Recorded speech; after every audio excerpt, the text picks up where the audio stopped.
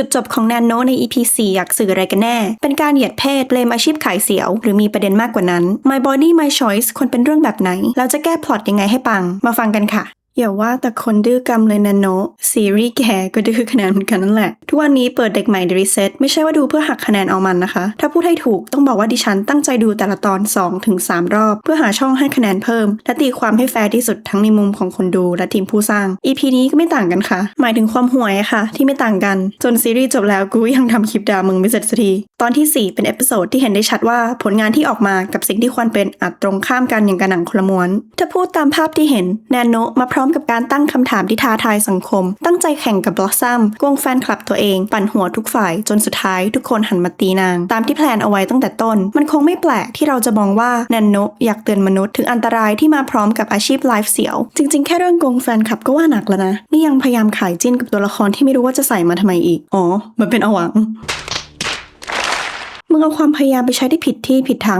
งมากๆจนเมสเซจของ EP นี้ไม่ได้ต่างไปจากนิทานสอนหญิงที่พวกผู้ใหญ่เขาชอบส่งต่อๆกันในแชทคุณเคยอ่านไหมเรื่องที่พ่อให้ลูกสาวเดาว่าอะไรอยู่ในกำมือพอแบออกมาลูกเห็นว่าเป็นเหรียญเลยไม่อยากดูซ้ำสรุปง่ายๆคือมึงพยายามจะสอนให้ผู้หญิงรักนวลสงวนตัวโดยเอาคุณค่าของเขาไปเปรียบกับเหรียญไม่กี่บาทเหมือนกับ EP นี้ที่ปัดความรับผิดชอบทั้งหมดไปให้ผู้หญิงแทนที่จะเป็นพวกอาหวังทั้งที่ EP 2 เพิ่งบอกว่าถึงเขาจะใส่สั้นแค่ไหนมึงก็ไม่มีสิทธิ์ไปล่วงเกินแต่ EP นี้กลับบอกว่าก็มึงยั่วเองมึงเลยโดนแบบนี้เนี่ยแหละที่เขาเรียกว่า objectification แบบเดียวกับที่พูดคร่าวๆไปแล้วในคลิปของ EP 2เรื่องราวที่เอพิโซดนี้ควรเป็นคือแนนโนทำให้บลอสซัมเห็นว่านางอาจจะไม่ได้เป็นคนคุมเกมแบบที่นางคิดเพราะถึงแม้ว่าวงการ adult content จะโฆษณาตัวเองว่า empower ผู้หญิงแต่อย่าลืมว่าเราอยู่ในยุคที่มี digital footprint มีนายหน้าบางบริษัทคุมโดยชายแท้ที่มีทัศนคติด้อยค่าสาวๆในวงการแล้วไม่ใช่ว่าหน้าสวยนมหกแล้วจะเอาชนะน้องแมวได้นี่ยังไม่นับว่าถ้าวันนึงป่วยเสียโฉมเหนียงเหี่ยวตีนกางงอกความนิยมลดเราจะไปทำอาชีพอะไรต่อบลอสซัมอาจคิดว่าตัวเองมีอิสระมากพอที่จะเดินออกมาจากกรอบแคบๆของสังคม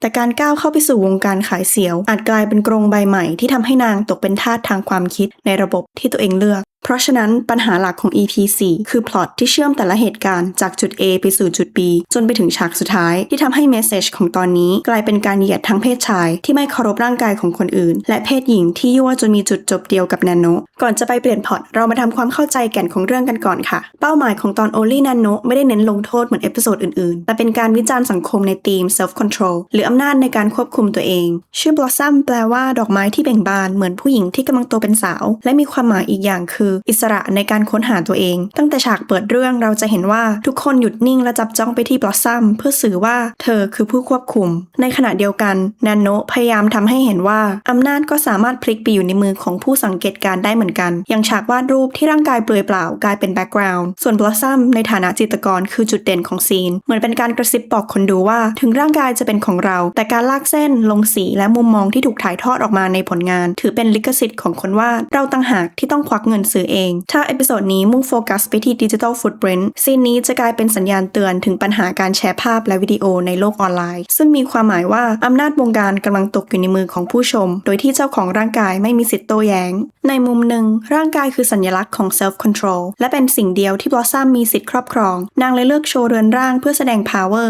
ผ่านการใช้สโลแกน My Body My Choice เป็นโล่หาแสงและผลักตัวเองให้ดังเพราะนั่นแปลว่านางมีอำนาจเหนือทุกคนซีรีส์เลยเลือกใช้การมาของแนนโนแฟนคลับและผอ.เพื่อสื่อถึงสิ่งที่บลอสซัมไม่สามารถควบคุมได้แต่ก็อย่างที่เห็นนั่นแหละค่ะว่าพล็อตมันไม่เวิร์กถ้ามองอีกมุมร่างกายก็ถูกเปรียบเลยว่าเป็นเนื้อชิ้นหนึ่งได้เหมือนกันคล้ายกับฉากกินกุ้งในภาพยนตร์เรื่อง The Substance ที่บอกว่าผู้หญิงในวงการบันเทิงจะโดนเด็ดทิ้งเหมือนหัวกุ้งเมื่อไหร่ก็ได้บลอสซัมซูและอลิซาเบธเหมือนกันตรงที่ทั้ง3คนดังขึ้นมาเพราะผู้ชายแบบนี้เราไม่ได้จะตัดสินว่าผู้หญิงหรือผู้ชายผิดในเมื่อมันมี demand supply ก็ตามมาและเมื่อ supply มีมากขึ้นการแข่งขันย่อมเกิดขึ้นเป็นเรื่องธรรมดาจนสาวๆต้องฟาดกันแข่งกันทำคอนเทนต์ที่เด็ดกว่าแรงกว่าโชว์แมวมากกว่าเพื่อให้สาแก่ระดับกิเลสของผู้ชมเพราะฉะนั้นฉากจบของแนนโนในตอนที่ 4อยากสื่อและควรสื่อว่าร่างกายอาจเป็นของเราแต่ด้วยการแข่งขันที่สูงและผู้ชมที่พร้อมจะเอียงเอ็นไปหาสิ่งใหม่ๆเราอาจไม่สามารถควบคุมลิมิตของตัวเองและกำหนดคอนเทนต์ที่อยากจะทำจนสุดท้ายร่างกายของเราอาจกลายเป็นแค่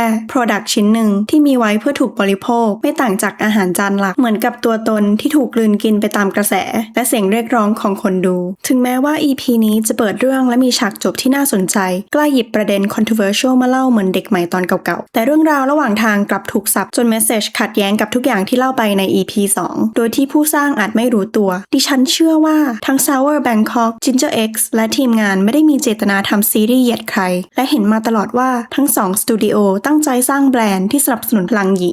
ช่างแม่งเหอะค่ะความผิดพลาดใน EP นี้บอกกับเราว่าเรายังติดอยู่กับค่านิยมเดิมๆเหมือนกับ Blossom ที่พยายามวิ่งออกมาจากบรรทัดฐานของสังคมชายเป็นใหญ่แต่สุดท้ายก็วนลูปกลับไปอยู่ใน The Matrix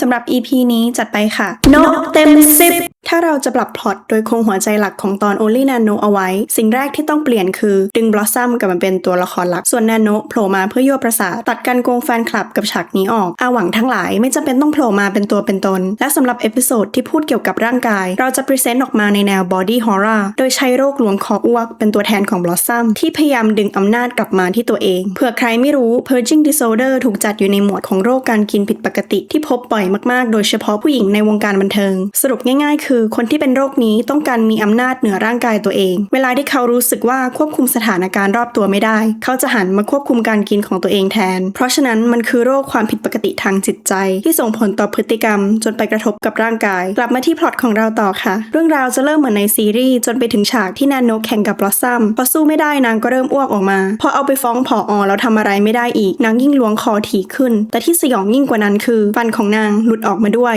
ยิ่งยอดติดตามน้อยลงเมนไม่ถูกใจก็เริ่มมีชิ้นส่วนอื่นๆของร่างกายหลุดปนออกมาแบบงงๆแล้วจู่ๆหน้าของบลอสซัมก็เริ่มเหี่ยวกลางไลฟ์สดแต่ที่แย่ไปกว่านั้นคือมีคนแอบแคปภาพของนางเอาไว้จนนางยิ่งนอยและเพื่อเอาชนะแนนโนที่กำลังไวรัลจากคอนเทนต์ออกเดทบลอสซัมเลยงัดไม่ตายประกาศแคมเปญ One Night Stand ออกไปใจหนึ่งก็แฮปปี้ที่คนกลับมาติดตามมากขึ้นแต่อีกใจหนึ่งก็เริ่มเอะว่าร่างกายยังเป็นของฉันอยู่หรือเปล่าความรู้สึกมันเริ่มขัดแย้งและผสมปนเปกันไปหมดจนสุดท้ายร่างกายก็แบกรับสภาพจิตใจไว้ไม่ไหวระเบิดออกมาเป็นท่อนๆใส่ผู้ชนะแคมเปญที่กำลังเปิดประตูเข้ามาในห้องแบบพอดิบพอดีถ้าพล็อตของดิฉันมันไปคล้ายกับหนังเรื่องไหนขอแจ้งให้ทราบณที่นี้นะคะว่ามันคือความบังเอิญโดยสุจริตค่ะพล็อตนี้ปังหรือเปล่าไม่รู้ที่อยากรู้มากกว่าคือถ้าคุณมีอำนาจเคาะบทของตอน Only Nano คุณจะเปลี่ยนหรือโละอะไรทิ้งบ้างมาเล่าสู่กันฟังในคอมเมนต์นะคะ